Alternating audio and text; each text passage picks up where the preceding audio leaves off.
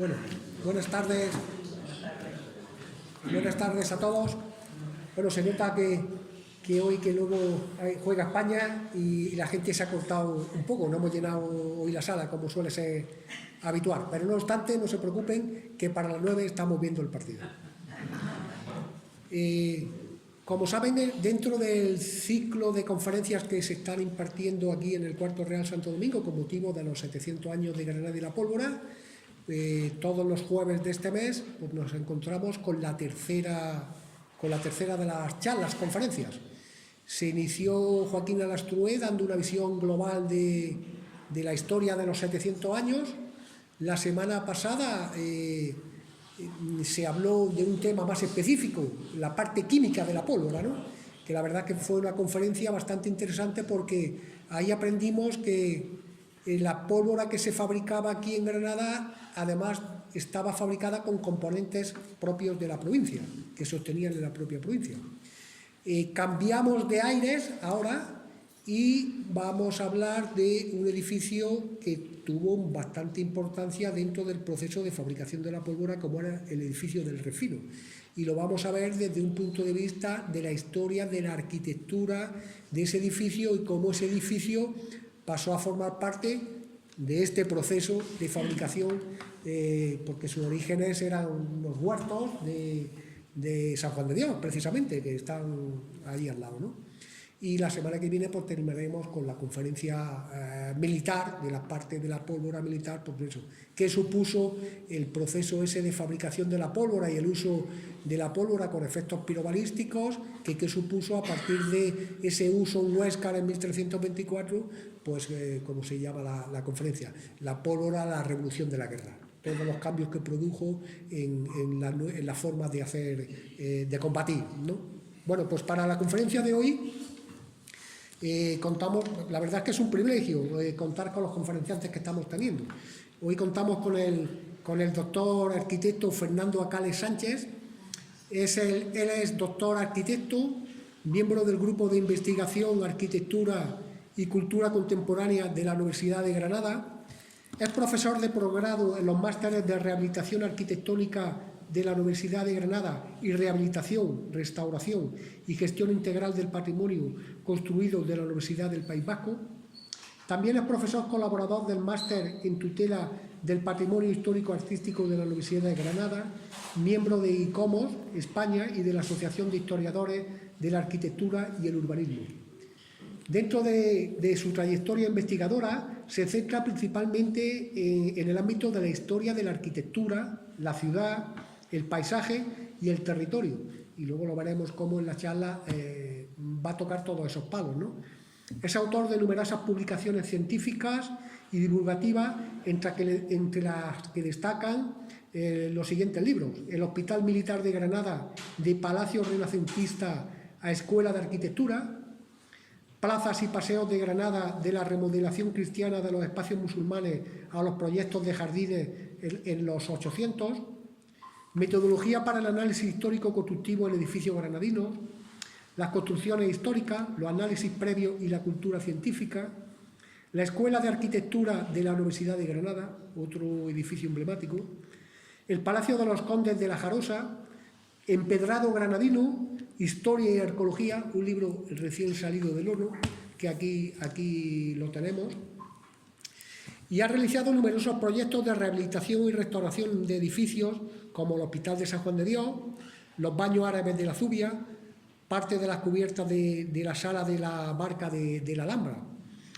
Actualmente desarrolla proyectos de la cubrición del complejo arquitectónico de los Mondragones, la rehabilitación del Polinario en la Alhambra y la restauración de los palacios Castillejo y Conde de Miravalle en Granada. Es decir, no es solo un teórico que escribe, sino que además ejerce y está a pie de obra con el casco puesto durante todos los días. En lo que respecta a estudio e intervención en edificios militares, es autor del estudio histórico-constructivo del Hospital Militar en el Campo del Príncipe, que como saben hoy es Escuela de Arquitectura, y también del Convento de San Francisco, la actual sede del Madó, que como saben pues está en pleno proceso también de restauración. También ha realizado el análisis de las patologías del claustro del edificio de Capitanía y se encuentra realizando el proyecto de rehabilitación de las cubiertas del Gobierno Militar de Cartagena. Es decir, su trabajo no solo está en la parte civil, sino que también conoce el mundo militar y todos esos edificios emblemáticos que fueron antiguos conventos y que, bueno, como saben, a partir de la desamortización, pues muchos de ellos pasaron a formar parte del patrimonio militar. Bueno, y sin más, Fernando, el auditorio es tuyo.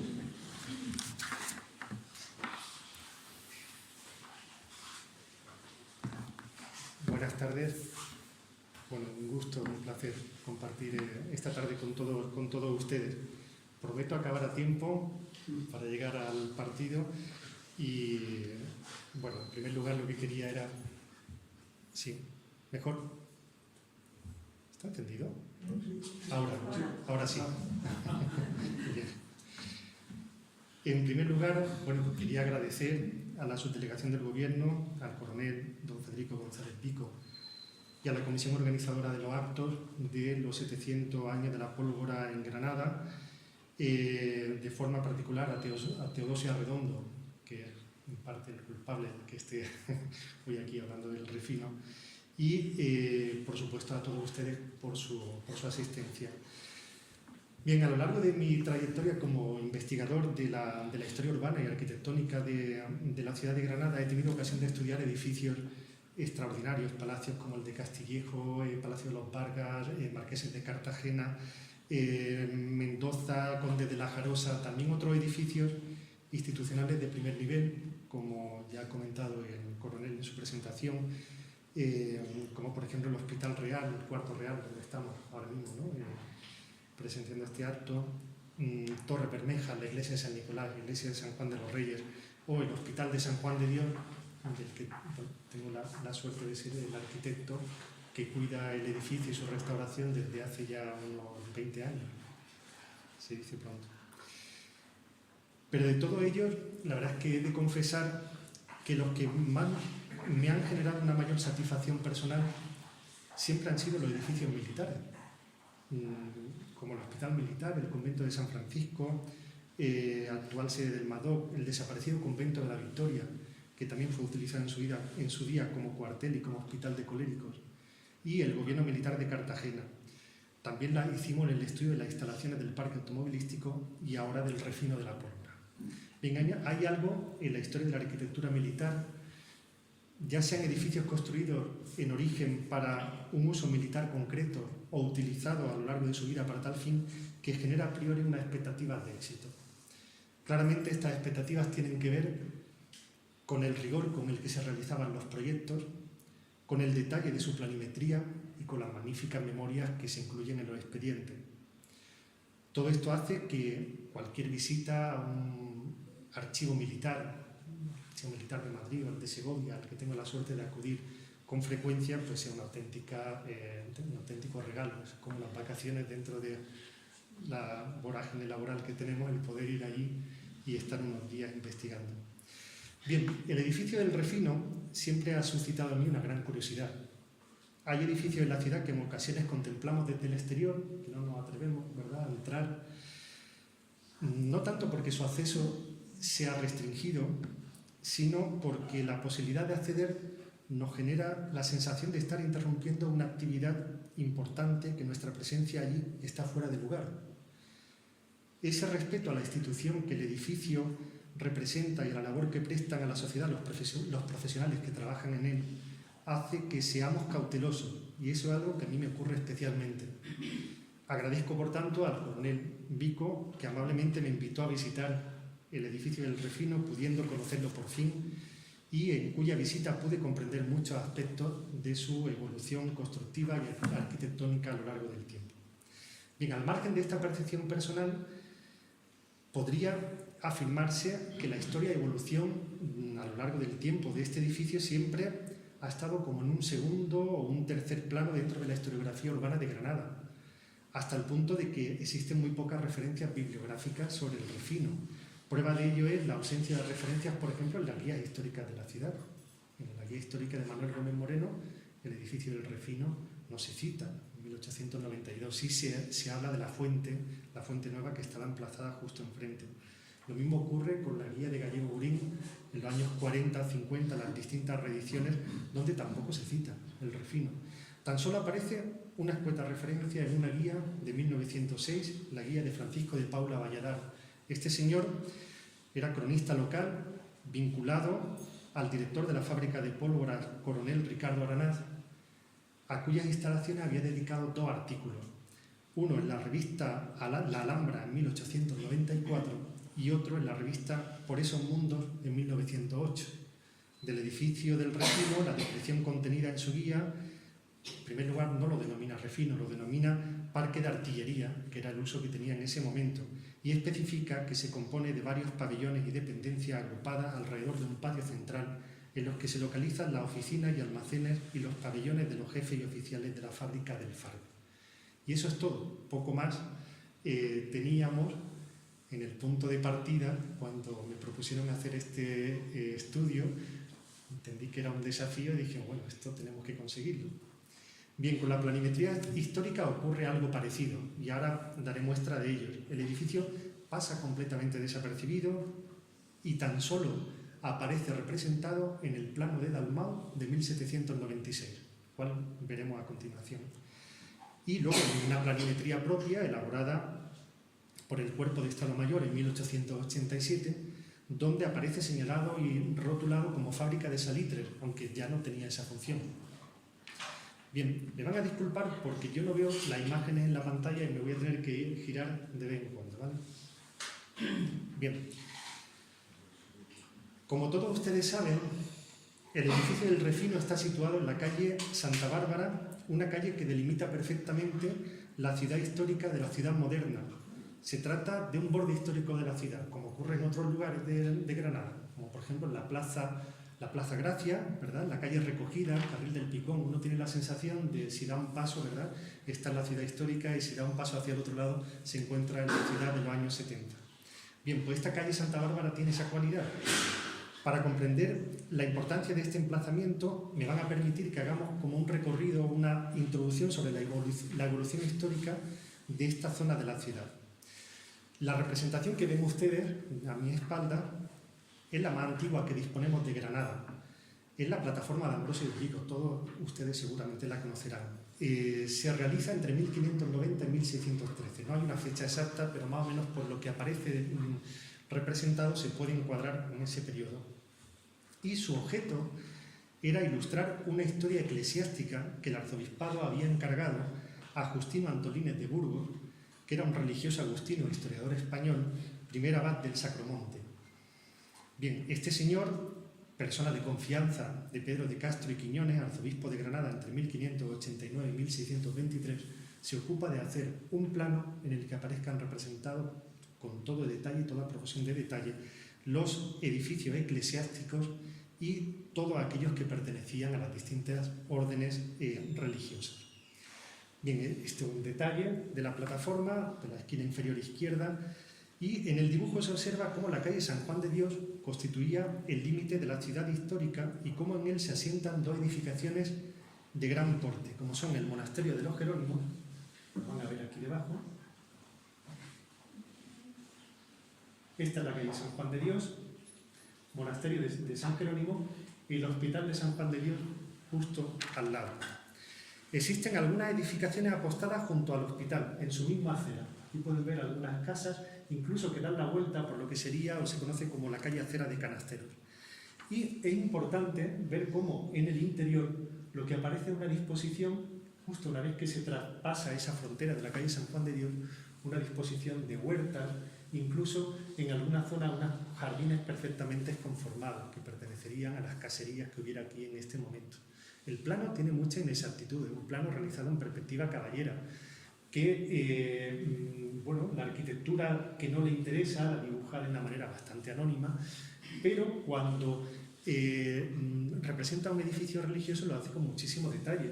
Prueba de esos errores es que, por ejemplo, dibuja aquí una calle que no existe, que sería la prolongación de la actual calle Ventanilla, ¿verdad? Ahora mismo la calle Ventanilla tiene un trazado quebrado, ¿verdad? Y aquí probablemente habría algún tipo de vereda o algún elemento interior de la huerta de los Jerónimos, perdón, de San Juan de Dios, y él interpreta como una gran calle. Bueno, con esa precaución que tenemos que tener siempre a la hora de leer la plataforma de Vico, sí hay elementos que son fundamentales, que nos van a permitir encuadrar perfectamente dónde se sitúa el refino. Hay otro elemento muy llamativo aquí, que es esta gran plataforma rectangular que ven ahí arriba, donde se sitúa la Fuente Nueva. Bien, ese espacio estuvo ocupado durante la Granada nazarí por uno de los grandes cementerios de la ciudad, ¿vale? El cementerio de la Puerta Elvira. Y en 1501, una carta real desmantela los cementerios musulmanes, con lo cual pasan a convertirse en ejidos de la ciudad. Había, por ejemplo, ahí es el origen también del Campo del Príncipe, esa plaza tan grande que tenemos allí, era otro gran cementerio de la ciudad, ¿verdad? Y los materiales de las lápidas se utiliza como material de cantería. Es decir, este privilegio no lo tiene todo el mundo, se utiliza para las obras civiles y lo utilizan algunas órdenes religiosas, como por ejemplo los Jerónimos. Si ustedes pasan por el lateral de la iglesia de San Jerónimo, donde está el edificio de Ideal, por ese callejón que lleva al compás, verán en el lateral que aparecen muchas macabrillas. Las macabrillas son unas piezas de piedra arenisca con unas tallas, ¿verdad?, que bueno, eran estos elementos que procedían de los cementerios. Si se fijan también en el dibujo de Vico, aparece la zona de la Fuente Nueva, esta explanada previa de acceso a la ciudad, como un erial terrizo, sin pavimentar, algo que solía ser habitual en este momento, probablemente con el firme entremezclado con escombro machacado, que era lo que se estilaba en la época para reforzar un poco el paso de los carruajes y las diligencias. Y en el centro, rehundida, no sé si lo ven, en un espacio que se conocía como el hoyo de la fuente, estaba la Fuente Nueva, ¿vale? Este elemento es fundamental para entender por qué el refino se sitúa en este lugar, porque va a depender en buena parte de la dotación de agua que se va a producir con el traslado de la Fuente Nueva al solar del refino, que aproximadamente estaría en esta zona de aquí. Bien, si continuamos, vamos a ver una vista diferente e incluso anterior a la plataforma de Vico. Esta es una vista de 1567 que realiza Anton van den Wingaerde, un dibujante, paisajista belga al servicio de Felipe II, que va por todas las ciudades españolas realizando unas vistas con una precisión extraordinaria, unas vistas maravillosas. Yo les puedo decir, como arquitecto que ha restaurado el Hospital de San Juan de Dios, que la imagen que aparece aquí del Hospital de San Juan de Dios nos ha permitido entender todos los problemas estructurales que tiene el claustro actualmente. Fíjense la información que puede llegar a contener. Bien, en esta representación lo que estamos viendo es el monasterio de los Jerónimos en primer término, con la torre sin terminar, probablemente por algún problema estructural, y aquí detrás asoma el Hospital de San Juan de Dios, que está en construcción. Si observan, el lateral que da a la calle Rector López Argueta es simplemente una tapia, ¿vale? A partir de estos gráficos ya le digo que nosotros hemos obtenido muchísima información. Otra cuestión importante es cómo la conformación a partir de esta arquitectura de la ciudad, bueno, pues son tapias de corrales, unos elementos, ¿verdad?, semiderruidos, donde discurre un pequeño riachuelillo que no es más que el darro turbio de la ciudad, ¿vale? Es decir, imagínense un poco la contextualización que tenemos en este lugar. Bueno, si nos remontamos 130 años después, 1698, fecha en que se construye el refino, la imagen debería ser prácticamente la misma que tenemos ahora mismo aquí a mi espalda. Tan solo el Hospital de San Juan de Dios ya estaría finalizado, ¿verdad?, pero el darro turbio seguiría discurriendo en superficie, el pavimento seguiría siendo un terrizo. Es decir, los avances técnicos, digamos, lo que se refiere a la imagen urbana de la ciudad, a las mejoras de las condiciones de salubridad, se producen de una manera muy lenta. Bien, otro elemento importante que ocurre, otro acontecimiento importante que ocurre en este periodo de estos 130 años, es que en ese espacio del ejido, del triunfo, comienza un proceso de urbanización. Que comienza con la construcción del Monumento a la Inmaculada en 1638. Eso es como un papel en blanco De repente alguien dice, vamos a colocar aquí el monumento va asociado a unos jardines y a unos paseos. Pero en ese momento ya la Fuente Nueva no está ahí. Entonces, ¿dónde se traslada la Fuente Nueva? Bueno, pues a un lugar un poco apartado, pero inmediato al camino de entrada de la ciudad a través del Triunfo. Se lo llevan a esta zona de arboleda que se ve, ¿verdad?, que podemos identificar con esas huertas que dibujaba Ambrosio de Vico en su plataforma. Y se lo llevan precisamente a lo que hoy conocemos como la calle Santa Bárbara. Calle Santa Bárbara, enfrente de las tapias traseras del Hospital de San Juan de Dios. Ahí tenemos la representación que hace Ambrosio de Vico, y a la derecha una fotografía de principios de siglo, de la fuente, en su ubicación. Esto es justo enfrente de la subdelegación de defensa. Como pueden ver, la importancia realmente no estaba en el elemento escultórico, arquitectónico, es decir, la fuente se traslada, pero la fuente no se traslada, la fuente se desecha. La fuente original, según la representa Vico, una fuente exenta, que nos recuerda, ¿verdad?, la fuente de los claustros, de los conventos, y en cambio lo que se traslada al otro lado es un pilar con caños de agua, como los que conocemos habitualmente, al que con el tiempo se le tuvo que hacer esta ampliación en forma de lavadero, llamémoslo así. No sabemos si era un lavadero, si era un abrevadero, probablemente fuera más un abrevadero que otra cosa, y indica, bueno, pues la riqueza que aporta a este lugar la presencia novedosa del agua, un agua que estaría presente a través de acequias, de esas caserías y tal, pero de repente se convierte en un elemento público y al servicio de la ciudad. Al servicio de la ciudad, y no solo de la ciudad, sino de todos los transeúntes que llegaban a Granada desde Sevilla y Málaga, porque este era justo el punto de entrada. Si vemos otra imagen, veremos un elemento nuevo que se incorpora a la imagen de la ciudad, que son estos carruajes que existen desde el origen de los tiempos, ¿verdad?, y que hacen que esta vía, que era una vía totalmente secundaria, un espacio prácticamente intransitado donde daban las tapias del hospital, donde daban las tapias de las caserías, pues de repente se convierta en un lugar de tránsito y de paso para todo aquel que quiere acceder a la ciudad. Esto, si me permiten, quiero mostrárselos con esta otra imagen. Este es el mapa topográfico de Francisco Dalmau en 1796. El primer plano cartográfico que tenemos en la ciudad, está realizado por un matemático. Prueba de ello, por ejemplo, en la cuadrícula, ¿no? Cuando esto ya en Vico no existía, aquí ya sí aparece una ciudad totalmente medida y precisa. Yo he marcado en color azul la posición de la Fuente Nueva, justo enfrente, está un poco sobredimensionada, pero bueno, está situada justo enfrente del Refino. Y aquí hay un elemento, además, interesante dentro de la ocupación de lo que sería el Triunfo. Aparece el cuadradito con la imagen de la Inmaculada y aparece la Plaza de Toros, la primera Plaza de Toros que tuvo Granada, que es la Plaza de Toros de la Real Maestranza de 1769. Bien, fíjense que en este momento el tema del tráfico en la ciudad es un gran problema. Y un gran problema porque genera muchos problemas. Como les digo, el paso de carruajes, sobre todo las diligencias de transporte de viajeros, ocasionaba un gran perjuicio en la ciudad porque a su paso levantaban los empedrados, levantaban los pavimentos, se hundían porque debajo de los pavimentos hay unas canalizaciones, que eran unas canalizaciones medievales de atarjea y demás, que estaban mal resueltas, y todo esto generaba muchísimo problema. Y entonces, a mediados del siglo XIX, al ayuntamiento se le ocurre hacer el primer camino de ronda, la primera circunvalación de Granada. Decide que estos vehículos no tienen que entrar en la ciudad y que lo que tienen que hacer es rodearla, y para eso establecen un itinerario, que es este que les marco, ¿verdad?, desde lo que sería el camino de Málaga a Sevilla.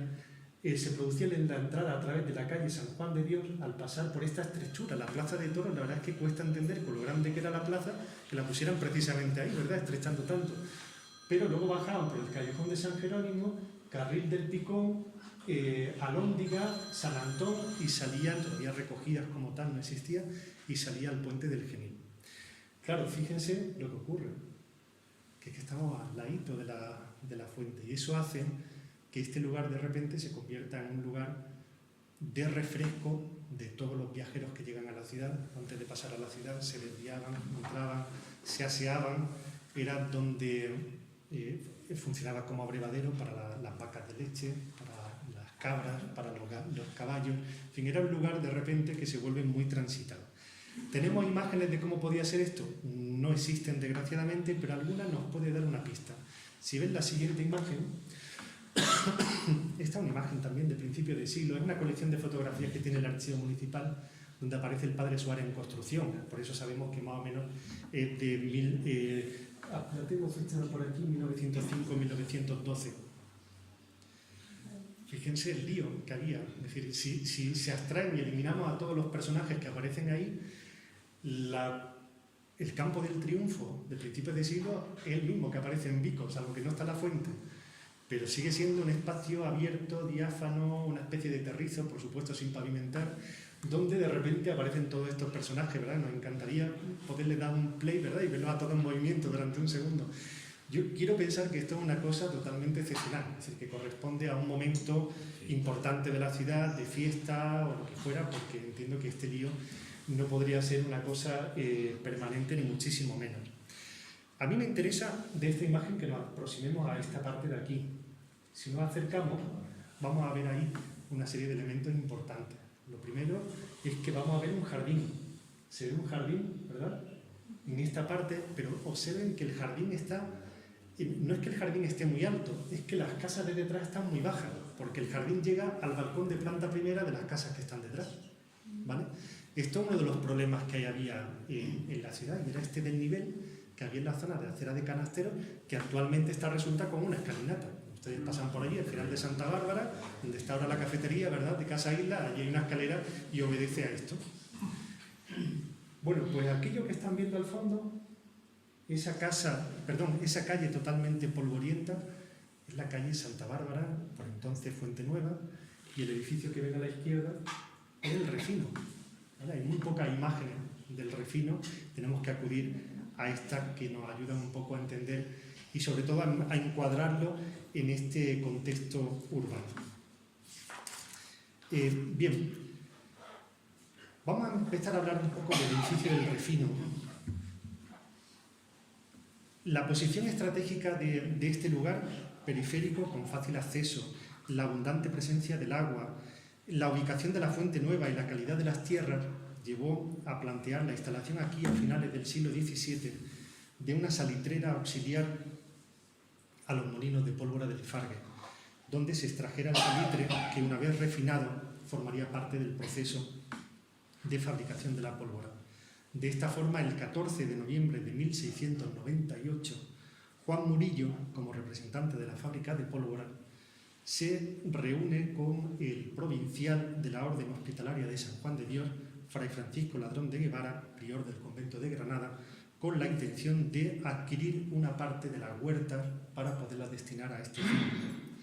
Se trataba precisamente de la zona que actualmente ocupa el Refino, de un haza de tierra fértil, de tierra calma, de 6 marjales de extensión, de ricas tierras con dotación de agua que los religiosos vendieron con décima y comiso, luego veremos qué es esto, por 140 reales anuales y con la condición expresa de tener que ser edificado en un plazo máximo de 2 años, delimitándose perfectamente la parcela enajenada con una tapia de ladrillo o piedra con su correspondiente apilastrado. La escritura de compraventa de la Orden de San Juan de Dios aparece recogida en la magnífica tesis doctoral de Francisco González Arroyo, aquí presente, y en ella se describen de manera pormenorizada las condiciones que los religiosos impusieron para la enajenación de este terreno. Y yo quiero resaltar 3 cuestiones. La primera de ellas es que ni la parcela ni la casa que en ella se construyese podrían ser transmitidos por la fábrica de pólvora, ni siquiera hipotecadas, sin la autorización de los religiosos. La segunda cuestión es que la escritura firmada constituía una garantía para la no prescripción del censo que se había establecido. Esto es como una hipoteca permanente que la fábrica de pólvora pagaba de 140 reales anuales. Y la tercera cláusula que quiero destacar, y es muy importante, es que transcurridos 2 años sin que se pagasen los réditos del censo, la propiedad volvería a ser de la Orden de San Juan de Dios, como así fue. ¿Vale? Llegó un momento que la propiedad la recupera la Orden de San Juan de Dios, lo que pasa es que luego con la desamortización pues la recupera el Estado. ¿Vale? Bien, en esta imagen podemos ver el plano, la planta del refino original. No del refino original porque ya tiene una serie de modificaciones. Las instalaciones necesarias para el uso que se pretendía consistían básicamente en la disposición de una serie de pabellones perimetrales en torno a un patio donde pudiera generarse y acopiarse las tierras salitradas y unas dependencias para el tratamiento y almacenamiento del salitre. Tan importante era, por tanto, la parte construida como la no construida. El patio era fundamental. Yo traigo ahí 2 casos, además están a la misma escala, del refino de salitre de la ciudad de Granada y el refino de salitre de la ciudad de Zamora, que he podido encontrar en el archivo militar, en la base de datos digitalizada, y nos da una idea de la escala del patio, ¿verdad?, y de la importancia del edificio en Granada, ¿no?, que duplica o triplica la superficie de cualquier otro refino que pudiera haber. Bien, en el patio se extendían las tierras bien escogidas y, según describe Manuel Martínez Rueda en su manual Arte de fabricar el salitre y la pólvora en 1833, lo deseable es que esta operación se hiciera en las madrugadas de la primavera y el buen tiempo, y siempre que se aproximase la lluvia después de una sequedad prolongada, de tal manera que la tierra se esponja, se suaviza y se reduce a un polvo untuoso donde se produce la nitrificación natural, formándose unas manchas oleosas de salitre o nitrato de potasa. Bien, como digo, en el Archivo General de Simancas se conserva este plano que ven ustedes a mi espalda, titulado Plano del refino de salitre de la ciudad de Granada, en el que representa el estado de las construcciones del refino tras la ejecución de una serie de reformas y ampliaciones que se realizan unos años antes y que consistieron fundamentalmente en la modernización de las instalaciones y la ampliación de algunos de los pabellones levantadas 50 años atrás.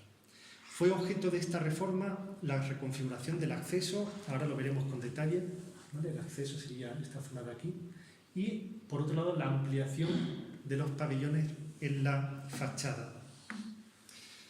Bien, hay un plano que tiene mucho que ver con este de la izquierda y es este otro. La elaboración del plano estaba relacionada con el levantamiento que se realiza del molino de pólvora de San Antonio de la alquería del Fargue, ya que ambos planos son del mismo año.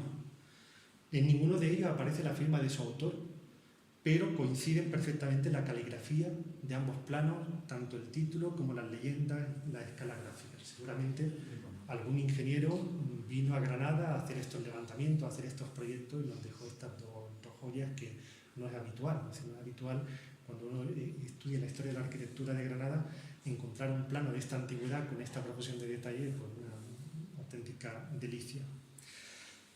Bien, según se desprende del análisis del propio plano del refino, se trataba de una construcción sencilla, como corresponde a un edificio de uso industrial, con una serie de pabellones perimetrales y cobertizos y un gran patio central.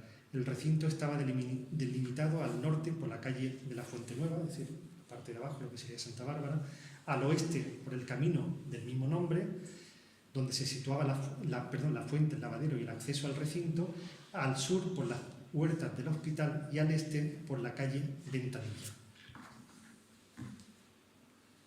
Según describe Manuel Martínez Rueda en 1833, en su manual sobre el arte de fabricar el salitre y la pólvora, toda salitrería debía disponer de un ámbito extenso y cercado con agua abundante, un cobertizo para la leña y otro para la caldera, almacenes y oficinas. Todos estos requisitos parecían haberse establecido a partir de la planta de distribución del refino granadino, ya que la disposición de sus edificaciones seguía con exactitud las recomendaciones descritas por Martínez Rueda. En esta imagen aparecen las portadas de 3 manuales fundamentales en el primer tercio del siglo XIX. A la izquierda, el tratado de artillería que se utilizaba en las academias militares del teniente coronel don Tomás de Morla. En el centro del mismo autor, el manual sobre el arte de fabricar la pólvora de 1800 y, por último, a la derecha, el manual para la fabricación del salitre y la pólvora de Manuel Martínez Rueda. Volvamos al plano del refino. sacado ahí un detalle de la parte más interesante. Bueno, es una descripción un poco, pero yo creo que es interesante que la vayamos viendo, ¿no? Fíjense cómo, bueno, existía una serie de instalaciones, es decir, la reforma o la ampliación que se produce en este tiempo, como he dicho anteriormente, tiene que ver con la ampliación de esta zona de aquí precisamente, ¿no? Por la nomenclatura que aparece en la leyenda, donde se refiere a estas habitaciones como oficinas nuevas, lo cual da a entender que son las que se hacen en este tiempo. Y en la distribución de las distintas salas se puede observar cómo, bueno, aparece, vamos a la imagen primera, esta de aquí, todos estos elementos son las tinajas o coladeras, donde se produce la decantación del salitre. Es decir, aquí hay un proceso químico que yo creo que no estoy capacitado de explicar correctamente, con lo cual lo vamos a saltar, pero donde lo que se hace es coger todas esas tierras que tienen ese salitre, se infusionan, ¿verdad? Se infusionan con agua y lo que se hace es decantar ese salitre que va pasando por una serie de filtros. Esto se hace con estas coladeras. Las coladeras se hacían como una especie de artesas de madera que tenían unas rejillas en el fondo para evitar que el residuo atorara las canalizaciones de esas coladeras, y a partir de ahí todo este material que se obtenía se llevaba a la zona de caldera. Fíjense que incluso esta que sería la zona, entiendo, para prender las calderas está situada en una cota inferior, por eso aparece una escalerita de bajada, aparecen las distintas calderas y luego después de, según describen los procedimientos, después de varios 3-4 días funcionando las calderas, aportándole agua periódicamente, pues se obtenía una especie de amalgama, de producto que era el que finalmente se llevaba a esta otra caldera, que es una caldera de afine, donde introduciéndole un agua saturada, rica en sal, pues se obtenían eliminar todas las impurezas que tuviera ese salitre y se conseguía ya el salitre puro. Es interesante porque, claro, la salitrera de Granada es que es un referente. Es que está la de Alcázar de San Juan, está la que está en, ¿cómo es? Felice, ¿no? Felice. Y hay otra en Murcia, pero la de Murcia es posterior a la de Granada, y entonces los manuales que hemos visto anteriormente, precisamente, si volvemos a la imagen de atrás, este manual de 1800 describe con total precisión cuáles eran los procedimientos que se llevaban a cabo en la salitrera de Granada y las particularidades de la producción del salitre, que incluso es simpático porque pone en duda, parece ser que las otras eran más precisas y esto era un poco casi a ojo de buen cubero. Hablaba incluso en la descripción que realiza en el manual de que el salitrero utilizaba para ver el índice de sal de las lejías un huevo. Si el huevo flotaba, es que aquello funcionaba, pero claro, este hombre ponía en cuestión, decía, bueno, es que los huevos pueden estar ya viejos y entonces pues no funcionan, ¿no? Bien, bueno, voy a saltar un poco todo esto para no hacer muy pesada la exposición, ¿vale? Bueno, como decía, para separar, vuelvo a la imagen anterior, el salitre de las tierras era necesaria la utilización de agua, la finca tenía mucha agua, las calderas servían para ese lavado de las tierras y para la extracción de las sales infusionadas. Para la construcción de las coladeras, como he comentado antes, suelen utilizarse una artesa realizada con tablones de pino, incluso de 1 pulgada, se describe todo perfectamente en estos manuales cómo tenía que ser la elaboración de todos estos elementos. Bueno, y una vez elaborado el salitre, pasaba a la zona de almacenaje. Esa zona de almacenaje, que son todos estos pabellones que ven ustedes aquí representados, todos ellos tenían comunicación siempre a través del pasaje de entrada. Si se dan cuenta, este es un edificio con 3 puertas. La puerta de entrada, una puerta donde probablemente en este momento ya se coloca esa portada ornamental que aparece en algunas representaciones posteriores, y luego tiene otras 2 puertecillas detrás. Igual tiene que ver con esa teoría o ese uso que se hace posteriormente de esa fachada, donde aparecen esas ventanillas, ¿verdad? Y que posiblemente utilizarían algunos de esos huecos. Bien, si se dan cuenta, bueno, la única sala que tiene una ventana, hay 2 salas con ventanas en todo el edificio. La primera de ellas está de aquí, donde estaría el cuerpo de guardia, el control de acceso, para ver un poco quién quería entrar. Y la otra está en esta habitación de aquí, que era el lugar donde finalmente se guardaba la pólvora almacenada, con una ventana, me imagino que de ventilación, hacia el propio patio. Incluso había algunas zonas que se pueden observar que están sobreelevadas, pues para resguardar esas habitaciones de la humedad del terreno.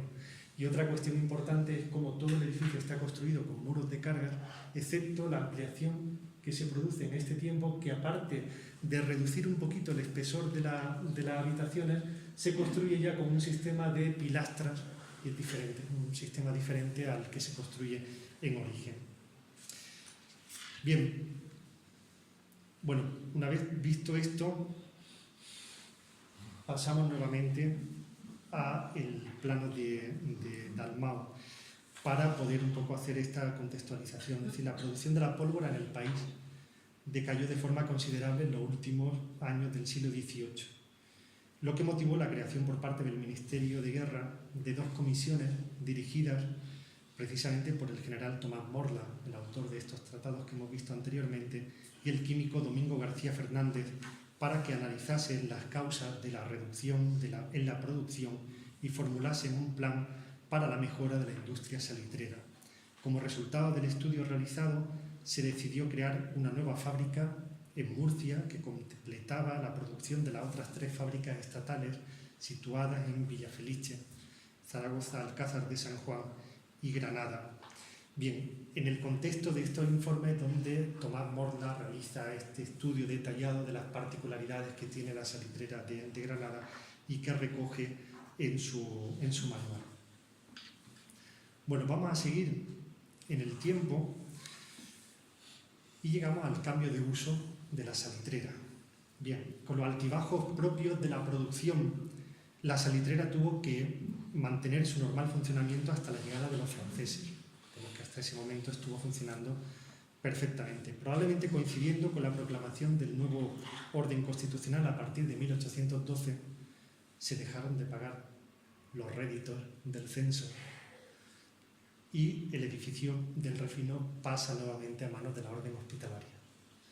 Esto tengo yo que investigarlo porque... Bueno, la razón, Francisco lo puede corroborar, la razón sí. fue que cuando los franceses se fueron de Granada, destruyeron los molinos de la fábrica. Si el centro fabril no necesitaba materia prima, se dejó de fabricar el salitrería. Es lo que parece que sea lo más lógico, porque los franceses en su retirada destruyeron los molinos para que arrasaron, intentaron destruir hasta la Alhambra, ¿no? Gracias a un inválido la destruyeron, pero no pasó lo mismo con la fábrica. Y la fábrica sí que destruyeron los molinos, que era el medio productor de... Luego no hacía falta materia prima porque no había donde la guardar. Entiendo que sería ese el motivo por el cual se dejó de utilizar el refino. Bueno, tenemos el dato, hombre, según describe el coronel Ricardo Aranaz Izaguirre, director de la fábrica, en su libro titulado La fábrica de pólvora y explosivos, en 1908, dice: las condiciones impuestas por los religiosos para la enajenación de la finca eran tan estrictas que el no cumplimiento de alguna de las cláusulas les devolvería el solar con lo construido, como así ocurrió. Bueno, el Estado finalmente adquiriría la finca a través de la enajenación de bienes nacionales tras la desamortización, llevada a cabo en 1836, adscribiéndose desde entonces al Ministerio de la Guerra. Bueno, a partir de ese momento la función productiva del edificio desapareció, dejando de ser útil para la industria artillera conforme a la evolución de los nuevos sistemas de fabricación de la pólvora. No obstante, el edificio tenía cierta capacidad, con un amplio patio y en una posición ventajosa dentro de la ciudad, por lo que pronto sus instalaciones serían reutilizadas para otros usos. En un primer momento fue utilizado como almacén de agramiza, caña quebrantada que se utilizaba para la obtención del carbón, ya que su patio permitía el almacenamiento de 200 carros completos de caña. Y poco tiempo después fue habilitado para oficinas de la Administración Militar, donde se celebraban las subastas de las licitaciones, se exhibía la mercancía y donde se publicaban los pliegos de las licitaciones y también fue sede de la Comisaría de Guerra. Bueno, esa imagen que están viendo, que es una imagen en globo de Alfred Guesdon en 1855, desde esta vista de la ciudad, es preciosa, ¿verdad? Hay otra desde la zona de la carrera del Darro, pero esta, si nos acercamos a la zona del refino, veremos algunos elementos de interés. Bueno, en cuanto al edificio, gracias a esta litografía, pues se sabe que mantuvo aproximadamente la misma disposición de volúmenes que aparecía representado en el plano de 1745. En ella se observa la portada de acceso. No sé si ven aquí, ¿verdad? El edificio con esa portada. Se observa la portada de acceso, así como los dos pabellones existentes a cada lado del pasaje, ¿verdad? Que serían este y este de aquí. Fíjense también cómo se aprecia perfectamente la ampliación que aparecía recogida en el plano de 1745.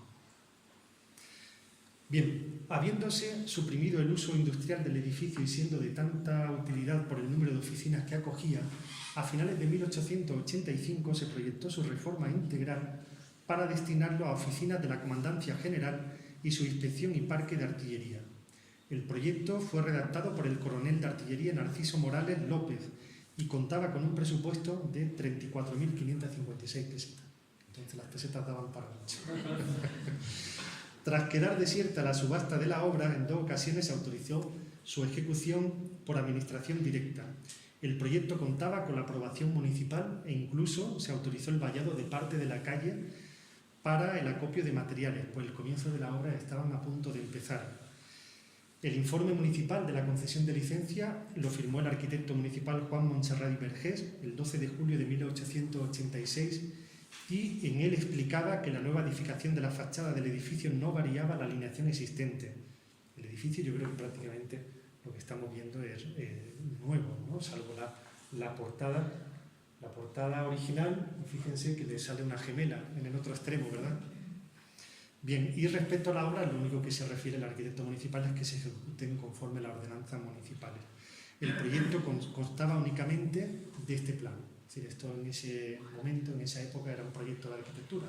Un plano de alzado, no sabemos cómo era la planta, por supuesto no hay ni siquiera una memoria que explique absolutamente nada de esto. La mala fortuna hizo que a los pocos días una Real Orden, el 7 de agosto de 1886, instara al arrendamiento de la fábrica de pólvoras y a la construcción de una nueva fábrica en Toledo, paralizando momentáneamente el proyecto de reforma del refino.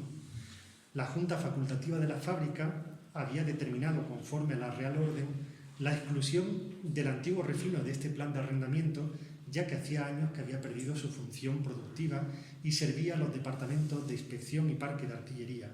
Finalmente, la fábrica fue conservada por el Estado y la obra de adecuación del edificio fueron ejecutadas conforme al plan trazado por el coronel Morales López.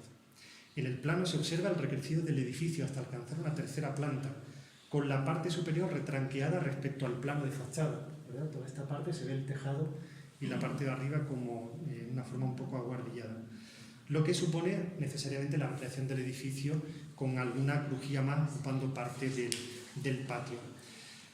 En el nuevo diseño aparece recogido un nuevo orden de hueco, acuérdense de lo hermético que era el refino original, que apenas tenía ventanas, para la iluminación de las habitaciones y destaca la reproducción de la portada en el extremo derecho, buscando una simetría en la imagen terminada del edificio hacia la calle. La duplicidad de acceso podría tener que ver con el nuevo organigrama establecido o con la idea de separar también el paso de carruajes del tránsito peatonal.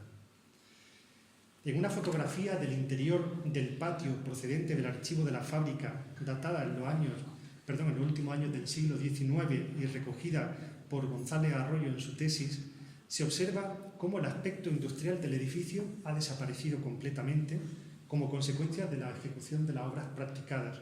El cuerpo de la caldera se ha transformado en un pabellón militar de 2 plantas de altura en el que destaca una torre con un reloj dando a los jardines interiores. En otra imagen procedente del archivo municipal, datada en fecha posterior, que hemos visto al principio de la exposición, del camino de la Fuente Nueva, en la que aparece el lavadero en primer término y a la izquierda parcialmente la fachada del edificio, se observa cómo la fachada proyectada por el coronel Morales se llevó a cabo y en ella se observa la nueva portada del edificio. Aquí aparece. Se ve perfectamente la portada, muy desvirtuada porque en algún momento se le ha construido un torreón y entonces parece que realmente sí se llevó a cabo. Nada se sabe de la intervención en el resto de los pabellones. Entendemos que el resto de los pabellones laterales, los que daban al callejón lateral y a la calle Ventanilla, también fueron remodelados en este momento. No hay ninguna información gráfica o procedente de archivos que nos diga, pero bueno, estilísticamente la imagen o los elementos que aparecen en la configuración de la fachada, esas rejas, esos balcones isabelinos tan habituales en la arquitectura residencial, bueno, pues son habituales de esta época. Esto también nos lleva a la conclusión de que cuando se sustituye la fachada, ¿verdad?, todo el edificio por el actual, esta parte sí se conserva, porque en principio sería de la época de 1885. Bien, una vez concluida la obra, se sucederán en el edificio una serie de reformas menores encaminadas principalmente a la apertura de nuevos huecos. Estas son algunas de las carátulas de los expedientes que se conservan en el archivo municipal y bueno, son del año 1890, 1891, hay otro expediente de 1899 y bueno, pues como suele pasar cuando uno compra un traje y luego hay que coger el dobladillo, ¿no?, que una vez que se acaba la casa, ahora se tienen que ajustar algunas cuestiones, ¿verdad?, al uso y a la práctica del día a día, y parece ser que había una cierta necesidad de hacer algunos de los huecos de fachada más grandes para poder meter la paja para alimentar, para la manutención del ganado. Entiendo que la parte de caballería que se conservara en el interior del edificio. Bien, como no podía ser de otra forma, las dependencias del antiguo refino, los jefes y oficiales de artillería destinados en él estuvieron presentes en la vida social de la ciudad. El coronel Aranaz era una persona muy reconocida en la ciudad. El 23 de enero de 1909 celebró una sesión musical en los jardines del Refino con la participación de las bandas del Regimiento de Córdoba y la de polvoristas del Fargue. La crónica, publicada al día siguiente por el Defensor de Granada, no es esta imagen, ¿vale?, publicada por el Defensor de Granada, recogía la lista de participantes en el festejo, además del programa musical de las dos bandas, indicando que la concurrencia era selecta y distinguida y que por el elemento joven se bailaron varios rigodones. Sabemos también que en 1923 cedieron el automóvil de los jefes para que se utilizara como carroza en la batalla de Flores celebrada con motivo de la festividad del Corpus. Ahí ven la imagen del vehículo decorado. Batalla que al parecer quedó deslucida por la caída de un fuerte aguacero. Bien, bueno, volvemos un poco a la historia del edificio.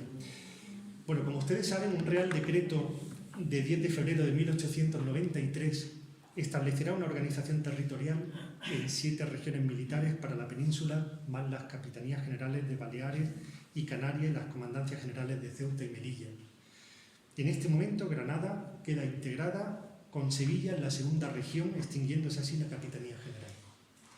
A partir de este momento, el edificio de Capitanía General pasa a ser sede del gobierno militar de la provincia y la obra en los edificios militares se reducen drásticamente, ejecutándose solo las obras necesarias para el mantenimiento de los edificios o aquellas que eran necesarias para la prestación de un servicio en concreto, como por ejemplo la creación del consultorio médico para oficiales en el hospital militar. Durante el periodo comprendido entre 1893 y 1944, en que se restituye de nuevo la Capitanía General, las obras en el Refino son prácticamente inexistentes.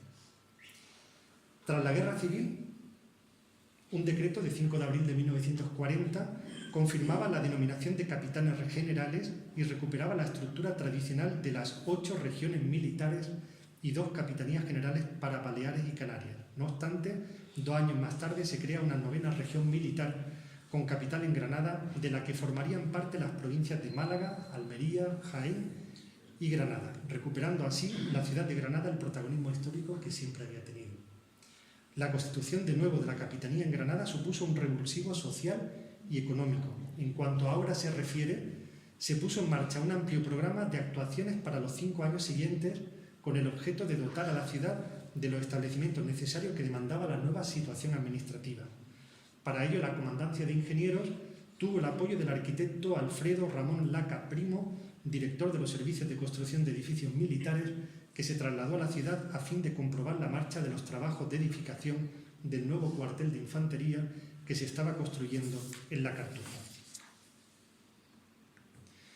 La relación de obras y construcciones militares llevada a cabo en este tiempo es muy extensa, destacando entre ellas la construcción del nuevo cuartel de infantería en la carretera de Pulianas, la construcción de polvorines, mejoras en el parque de artillería, ampliaciones en la fábrica de pólvora y refino, construcción de un campo de deportes y entrenamiento en Mondragones, ampliación del parque de intendencia, ampliación del cuartel y parque automovilístico, etc.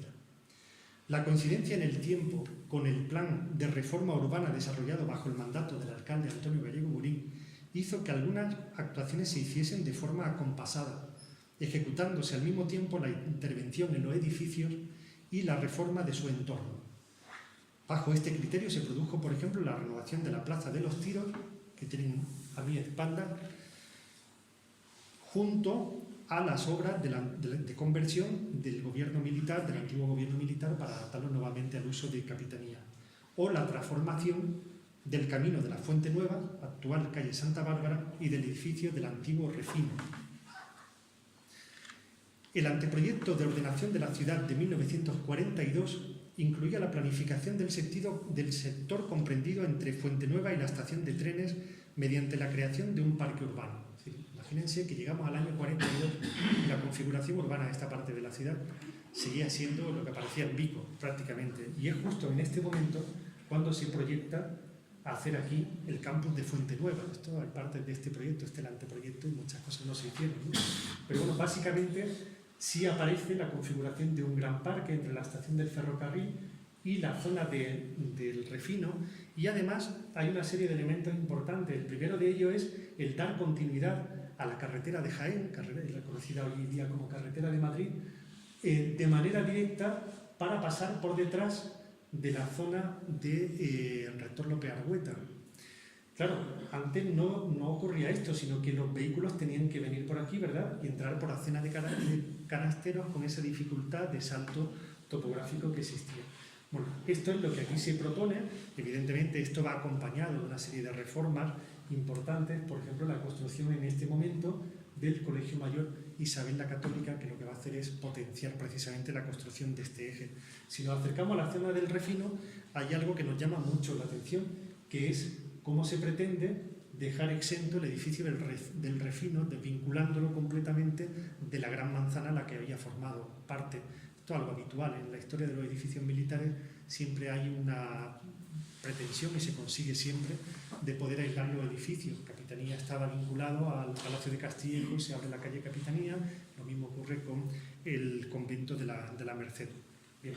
Bueno, pues esto es lo que se proyecta en este momento. Evidentemente todo esto iba acompañado, igual que ocurría en la Plaza de los Tiros, de una serie de reformas. La primera de ellas fue el traslado de la fuente. La famosa fuente se conserva hoy en día en el inicio de la cuesta del Realejo. Ustedes la habrán visto allí, justo a la entrada, al inicio de la escalinata. Y además conserva perfectamente en el caño una inscripción, cuando pasen ustedes por allí, fíjense por favor, que dice Administrador General de las Reales Fábricas de Salitre y Pólvora don Miguel Sabino de Acosta. Luego la inscripción se pierde, pero al parecer la propia fábrica de salitre costeó la reforma de la fuente en algún momento de su historia. Como he dicho, se produce la construcción del Colegio Mayor y además, bueno, el traslado se produce en el año 46 y además en la calle Santa Bárbara se proponen dos intervenciones importantes. La primera de ellas, la construcción por el Patronato de Casas Militares de un grupo de 40 viviendas para jefes y oficiales diseñadas por los arquitectos Jaime Ruiz y Francisco Lucini. Y en segundo lugar, la demolición de los pabellones principales del Refino, toda esa parte de fachada que veíamos con las portadas, en ese momento se demuele y se sustituye por un nuevo edificio proyectado por el comandante de ingenieros Rafael Rivera, donde se instalaron oficinas, laboratorios de investigación, una biblioteca, un salón de actos y la sección de estudios y proyectos. Al parecer la biblioteca, no sé si se conserva allí, creo que no, pero me parece que era famosa por la calidad de sus ejemplares. Esta es la noticia del periódico Ideal del 18 de octubre de 1946, que le dedica únicamente el faldoncillo de la parte inferior. Yo he cogido estas imágenes, las he ampliado. Les pido disculpas por la calidad de la fotografía, la he solicitado a Ideal, pero precisamente tienen el traslado en estos momentos del archivo fotográfico y no me la han podido proporcionar. Pero es muy interesante porque de este proyecto se hace una maqueta y estas son las fotografías de la maqueta. El edificio, bueno, el edificio actual que todos ustedes conocen, obedece, bueno, mantuvo por supuesto el patio interior. Entiendo que todas esas edificaciones que conforman el perímetro son las del año en 1885 que se conservan tal cual, y hacia el interior, bueno, pues se construye esta galería porticada, ¿verdad?, que recupera, bueno, un estilo un tanto ecléctico, monumentalista, muy habitual en esta época en todo el país, y que incorpora algunos elementos interesantes del regionalismo andaluz, como es el famoso zócalo de azulejos que hemos podido localizar en el catálogo. Este zócalo aparece en el catálogo de la exposición del año 29, de la exposición iberoamericana, y es de la fábrica Mensaque y Rodríguez de Sevilla. Es decir, esto es habitual, sino la producción de faja laúza, digamos, no llega a los edificios en este tiempo, y entonces se traen de Sevilla, de la famosa fábrica. Yo cuando lo vi pensé que podía ser de la fábrica de Ramos Rejano, que es de ahí era el zócalo de Capitanía, que era de tonos cobrizos. Ahora lo hemos retirado porque había que estudiar qué estaba pasando en los muros detrás. Y este en cambio es de la fábrica de Mensaque, y es el único diseño que incorpora granadas, ¿verdad?, en el dibujo, como una granadita, y yo creo que por eso se coloca aquí.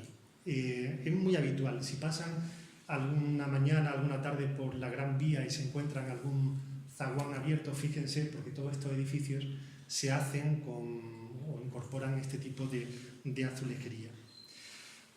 Bien, bueno, por último quería terminar con esta imagen, que es una fotografía del año 61, una fotografía aérea de este sector, donde se puede ver cómo, aparte de las buenas intenciones del anteproyecto del año 42, la calle Fuente Nueva, pues en los años 60 seguía sin construirse.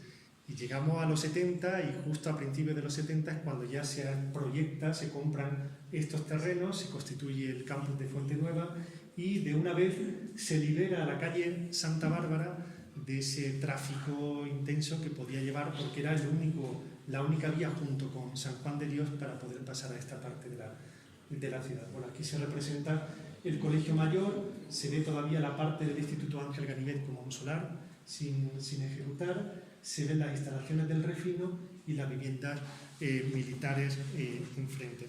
De alguna forma, bueno, el edificio del refino, como hemos visto, contiene una parte importante, ¿verdad?, de la historia de la ciudad de Granada, de sus habitantes y de la sociedad de cada momento. La adecuación de su uso a lo largo del tiempo ha posibilitado su conservación con importantes reformas hasta nuestros días, realizando un servicio indispensable para la fabricación de la pólvora y posteriormente como edificio administrativo del Ejército en la ciudad de Granada, y actualmente como sede de la Subdelegación de Defensa. Bueno, eso es todo. Muchísimas gracias.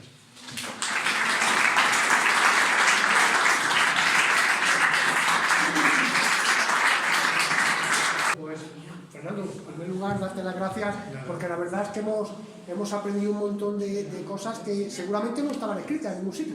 Esto, hay cosas yo creo que son inéditas, que te las has trabajado, y la verdad que van a pasar a formar parte de la historia del edificio. Y bueno, para que tengas un pequeño recuerdo de lo que estamos celebrando, de estos 700 años de Granada y la pólvora, el director de la fábrica, como saben, está en Italia, no ha podido estar hoy aquí, pero sí que tanto fábrica como la asociación, como la subdelegación, quiero tener un pequeño recuerdo contigo y darte las gracias por tu trabajo. Muchas gracias.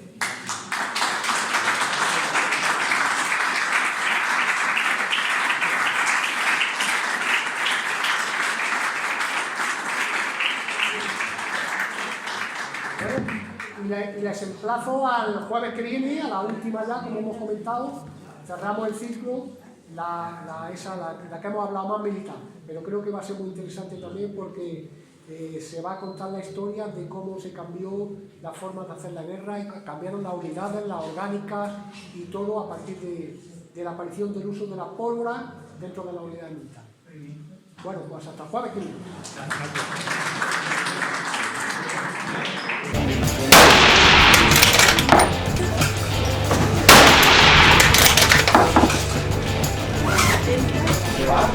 Pequeño,